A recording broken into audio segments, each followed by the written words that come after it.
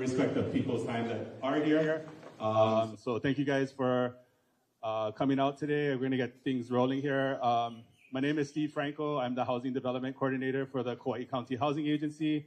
And today is the Community Workshop number 4 for the Waimea 400 Affordable Housing Project. So today's, that's my name there, Steve Franco. We're going to do welcome introductions first. Again, we also have from the county, Kylan De La Cruz. He is with the Department of Parks and Recreation. He's going to speak to some plans for, as you've seen in our previous master plan, conceptual plans, areas for park improvements. So Kylan will be talking a little bit about that. And then we also have our consultants from PBR Hawaii. We have Kimmy Ewan, Matt Nakamoto, and Kira Lindman here from PBR Hawaii. So if you've come to our previous meetings, we usually do a presentation to give everyone an update of what's going on, where we're at in the process, and share some more information with you folks. So we'll be kind of following the same format for this meeting as well. And then we're going to open it different questions or anything that you guys want to follow up on the conceptual plan. So I'll go ahead and hand it off to Matt. Kira. Where's the mic?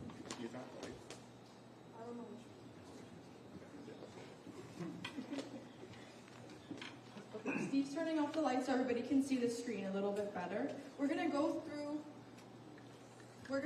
some of the survey results from the last meeting and the last round of feedback, because we presented a draft master plan last time when we came in April. So we collected feedback from you all, and we're gonna go through what the community said. So we can go to 12 people responded to the survey, and then 28 people were attending in person at our meeting on April 10th.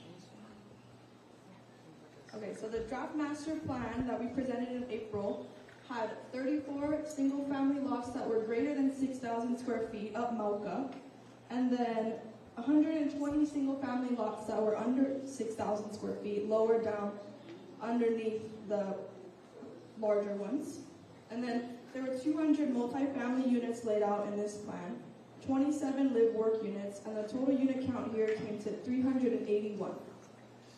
Makai of the housing area, we had 25.2 acres of community amenities. You can kind of see it in green, and then if you look at the new plan, you'll see it a little bit in more detail. This included community gardens, community facilities like farmers markets, dog park, an indoor recreation and gym, and then covered courts, and then the Waimea Stadium, which Kylan will talk more about later. We can go.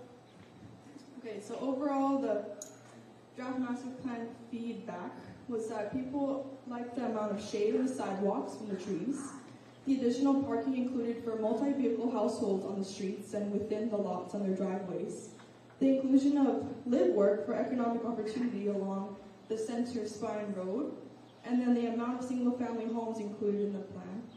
Some suggestions that we received were to increase the buffer around the wastewater treatment plant, increase the walkability of the site, and make more single-family homes, and then increase the variability of lot sizes. And I'll give it to Matt here. Thanks, Kira. So to quickly go through a summary of the general feedback that we got from the last workshop.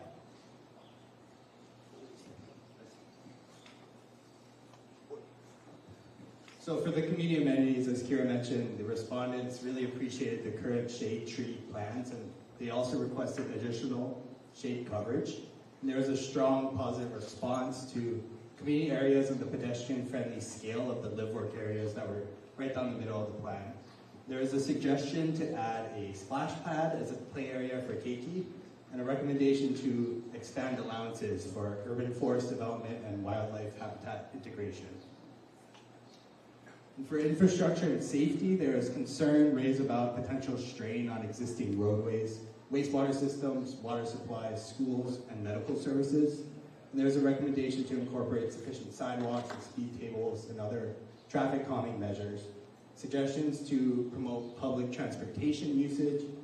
And there is dissatisfaction with the wastewater treatment plant's proximity to the proposed residential areas, odor issues, and vulnerability to sea level rise. and concerned about the development's proximity to the foothills of Mauka and associated rockfall hazards. And for the residential and live-work street sections, there was a positive response received to the planned inclusion of shade trees, as we mentioned earlier. There is a request to restrict parking to individual lots and prohibit other street parking. Recommendations to widen the sidewalks and eliminate the shared driveways that was presented at the last meeting. And strong approval for positioning parking areas behind the businesses in the live-work area down the middle of the plan. And there was a question about the potential proposed commercial areas being added to the market study, which we went over last time and only went over residential markets at that time. And for the community path section, we received lots of positive response, again, for the shade trees with more requests for additional shading. There was appreciation for the community path design to promote healthy lifestyle activities. And there was a request for clarification on whether the community path would be accessible at all hours, and a recommendation to increase the fence height along the drainage ditch to prevent unauthorized access and enhance safety. For the housing and house prototypes, there was a suggestion to increase the proportion of single-family homes relative to the multifamily units to better serve middle-class residents. There was positive feedback on the diverse range of home sizes and options to accommodate different housing needs. And there was feedback that the current home designs presented at the last meeting were too expensive, and there was recommendations for simplified or modular construction to make housing more accessible to many of the younger families and first-time home buyers. There was requests to include covered or partially covered garages. And lastly, questions about resale timelines for units and how sea level rise projections may affect the 99-year lease agreements. Okay, so with those comments that we received last time in the master plan process, we developed a final master plan with the refinements and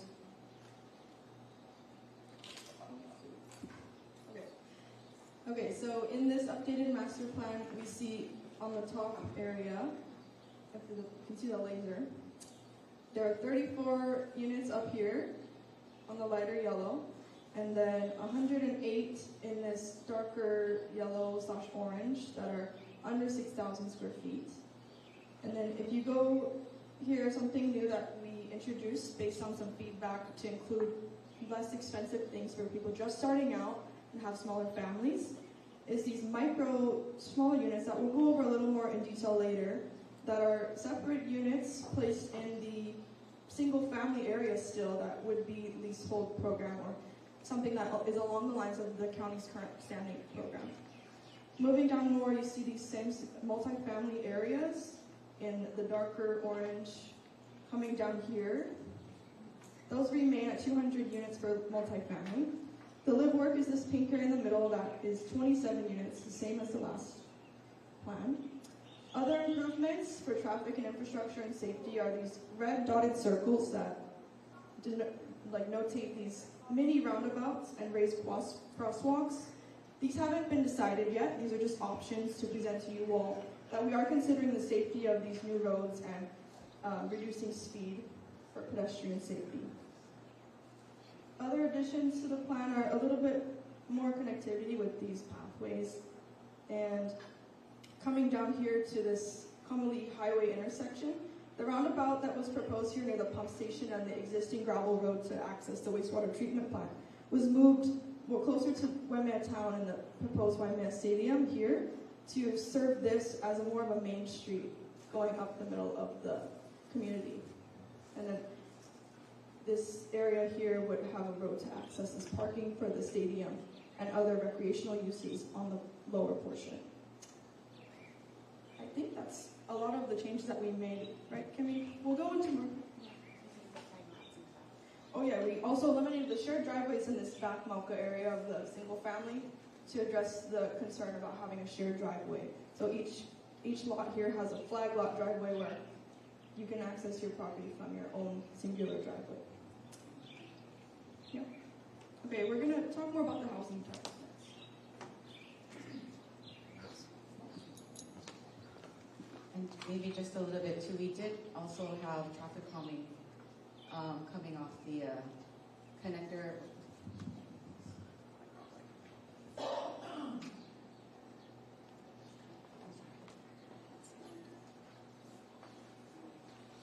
Off the two Malka neighborhood roads from the east, we added also traffic calming out there, just to point that out, based on feedback from the community. So it could either be a mini roundabout or a raised crosswalk.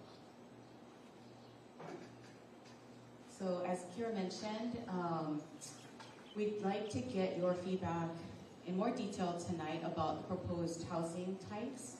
The single-family cottages are not new. These are the ones we presented to you earlier, and the lots that you saw for the single-family in the yellow and lighter orange were sized to fit these housing types that you've seen before.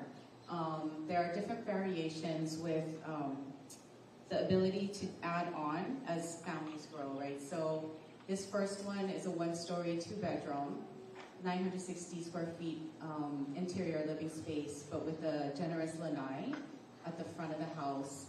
And to answer the question about the carports would be covered. So the carport itself would be covered, where you can see the car itself here. So this portion would be covered. And then we laid out the lot so that the driveway is long enough to have another car parked in that, so you're off the street. So you're not taking up street parking for a second vehicle in all of those lots. So this one has 2 bedrooms, right, with the living area and the kitchen and bath, with the potential to add on a future addition, say another bedroom or office space.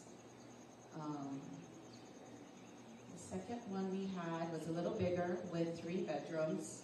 Again, this is still a 1-story with the carport on the side, covered for 2 cars. And again, in the layout, in the master plan Kira shared, it would have the driveway long enough to have another car parked completely on the lot within the driveway. This one has the front lanai here with a front bedroom and two more in the back. This one also could be, extended if you end up having, grandparents or, more kids or just more space. So this also has the ability to add on a future addition. The third one we had presented before.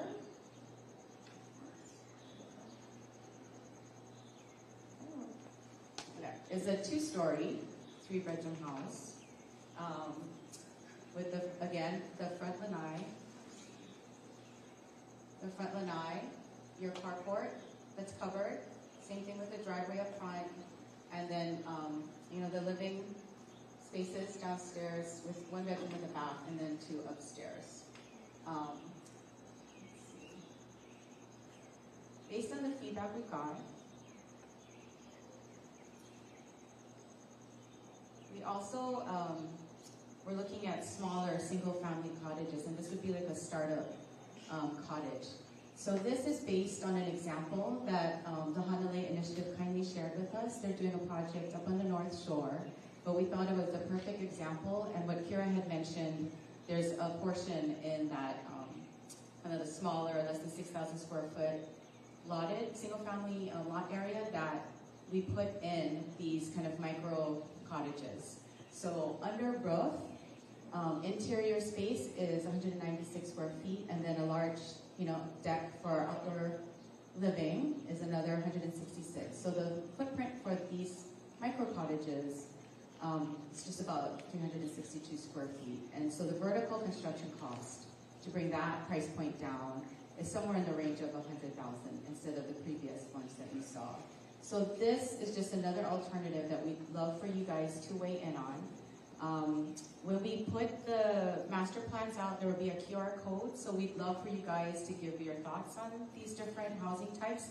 And again, this is purely for the single-family cottage examples. We just rate from 1 to 10 whether this seems like, something that is reasonable for the site.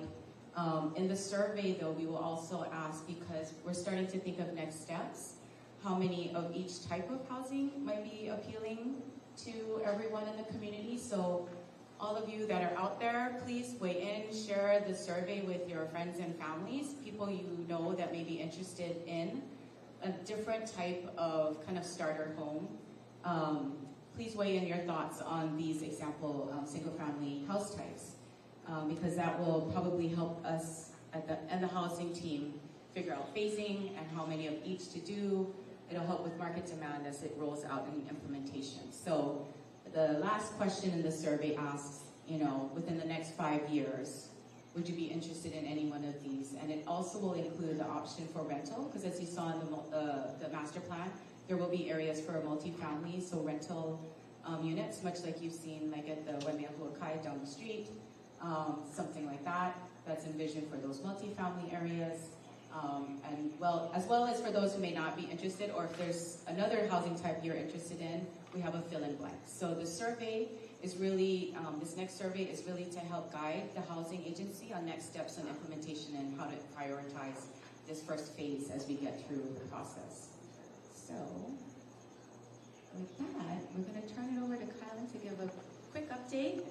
As we mentioned last time, Mayor put in his budget some funding for the park area in the master plan. So Kylan. Hello everybody, I'm Kylan Dela Cruz. I'm from the Division of Planning Development for the Department of Parks and Recreation. So this year we have, this upcoming fiscal year, we do have some funding to begin our design and permitting stage for the parks and recreation facilities. So anybody, I'm here today just to solicit any comments and any opinions as far as what we're gonna plan to have at the at this Waimea 400 area.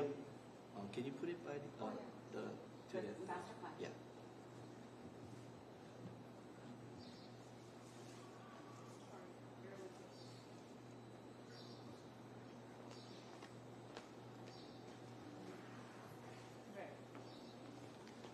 So this is just a conceptual plan. I mean, there's subject to great changes, but this is just to give you an idea of the area that we're going to be working with. So the Waimea Stadium is basically the kind of like a football and track area. Long-awaited demand for a track and field area for this side of the island. Right now at the Dina Stadium, we are doing a 7-lane track and trying to make this a state-sanctioned type place to have state meets and state football and potentially college football level activities over here. So just to give you an idea, so Waimea Stadium or Waimea Sports Complex basically will have tentatively track and football implements. To the Mauka side of the stadium, there's an indoor or outdoor covered court area that will have potentially basketball and pickleball and volleyball and things like that.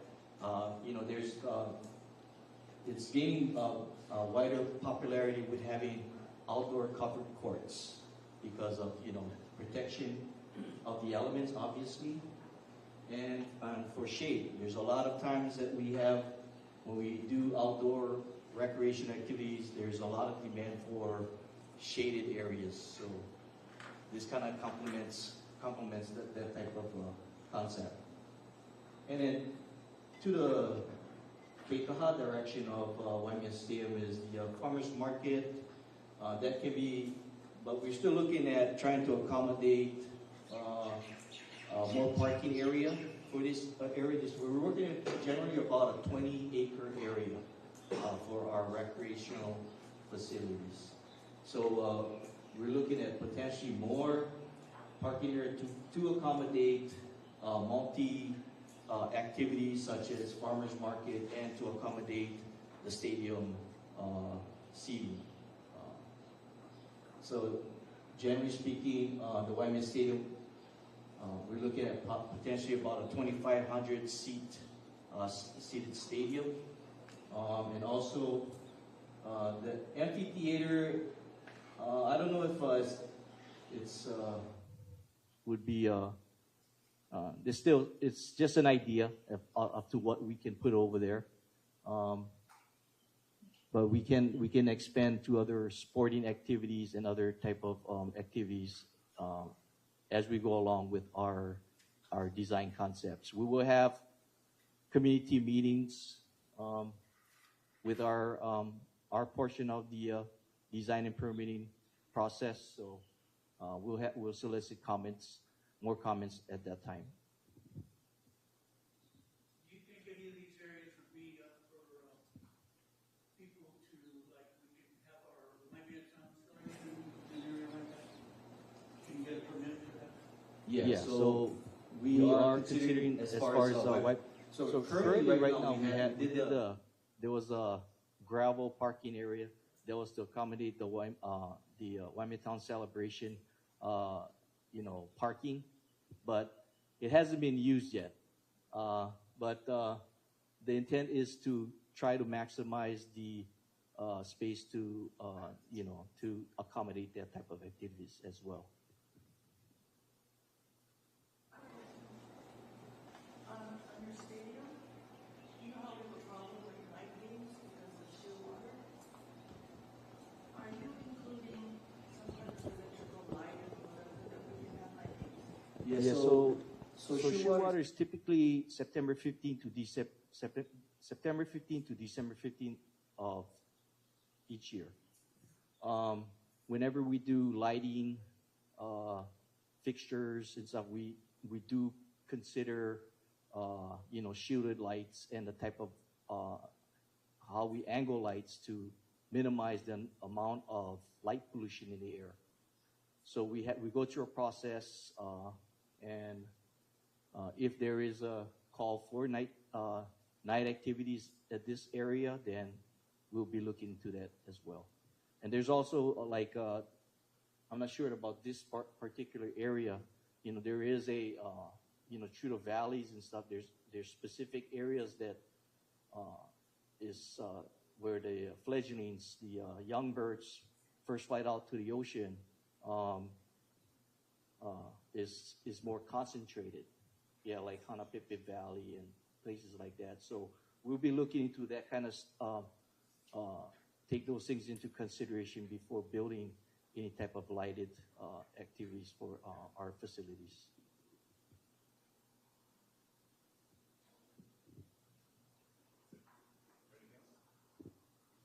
Yeah. Whatever you can call it. What's the elevation of this whole thing going to be? Is it going to be above the Waimea highway, the elevation? Because that, I don't know if everybody know, but that used to be a flood area all the way back then. So there is currently a drainage study. There's an ongoing drainage study right now. A lot is going to depend on, that's going to be a determining factor as to what we can do. There's also an EIS, an environmental impact statement, that's going to take place as well. With that said, it opens up discussions to find ways how to protect the environment and to deal with as well as with the drainage issues and stuff like that. Yeah. You guys want to cover some of that? Yeah, so just to clarify, part of our initial studies was a wetland survey of the housing area. So the entire area you see, Mauka and east of, right. Basically all that area. We had a wetland determination through the Army Corps of Engineers done. And because of the elevation change, it is drier. So they cleared all the wetlands that were in the housing area. So that area is high enough to be out of those flood areas. But like Kylan said, there is a additional drainage study that's being done, and they're looking to do wetland restoration on the west side, to the west side where the rest of the county's lands are. So they're looking at a regional drainage study to accommodate those flows. And in our master plan, we've put in very large green drainage areas. So right next to the existing housing on the east, there's a really wide green channel, right? And then we have the Mauka side, there's the ditch, the existing Waimea ditch that's Mauka of the county property. But basically all of the drainage will be flowing Makai and then towards the west side where they will be accommodating the runoff. So the housing area is outside of the wetlands now, according to the Army Corps of Engineers and our wetland biologists. So that area will stay dry. The houses are also being designed to be flexible, right? So be kind of old style, like plantation, elevated. And then if really needed, the idea was if all of a sudden certain areas become inundated, they could actually move the houses is kind of the concept. So that's the direction we're proposing for the plan, because we know this area is subject to change. But there is a larger engineering study that will be looking at the regional drainage and flood issues and restoration of wetlands on the west side of the property. So outside of the housing area.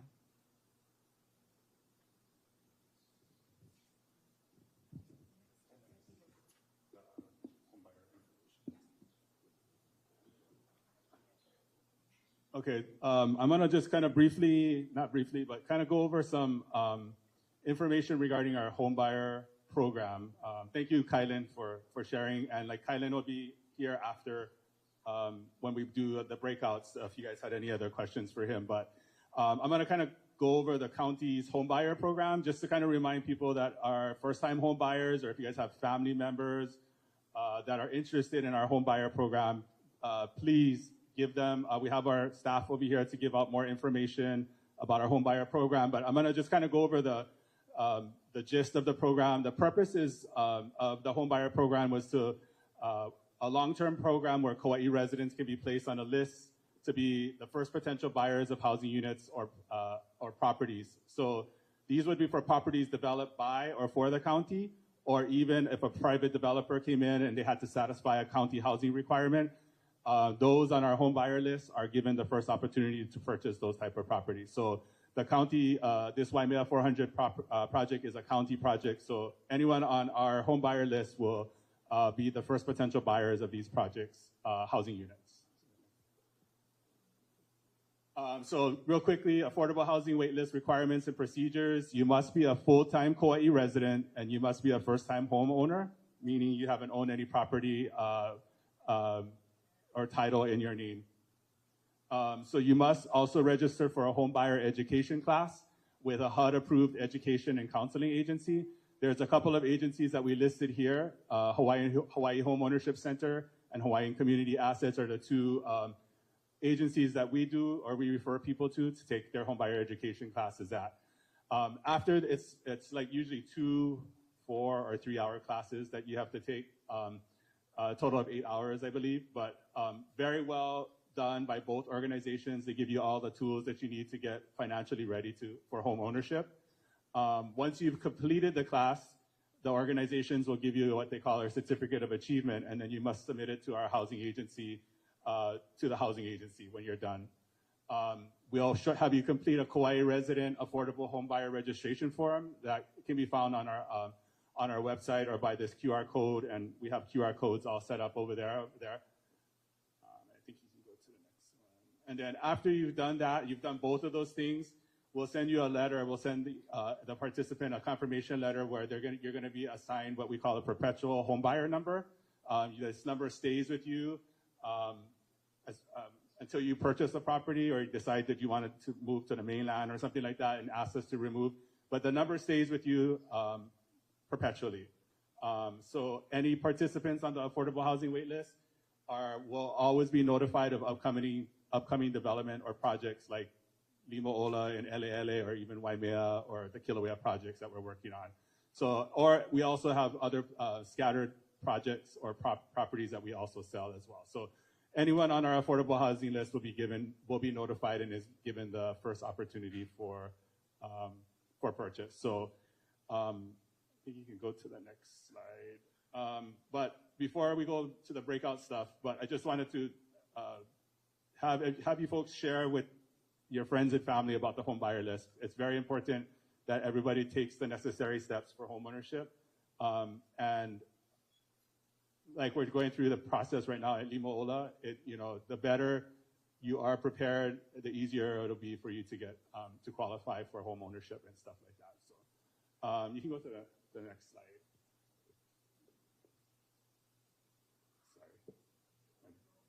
Sorry. So right now, that's pretty much the gist of our presentation that we're doing today. We're gonna have breakout stations throughout the rest of the cafeteria, where we're gonna lay down the final master plan and potential home ownership types out in big posters so that you guys can market them up, provide comments, give us feedback on the final master plan and potential housing types. Please visit our home buyer staff over there. They can provide you with whatever information you need to get on our home buyer list or learn more about our home buyer programs. And then there are QR codes that are going to be on those poster boards. So if you'd like to provide your feedback online, you can do it now or you can do it later when you get home and visit our website. There's no rush to do it tonight.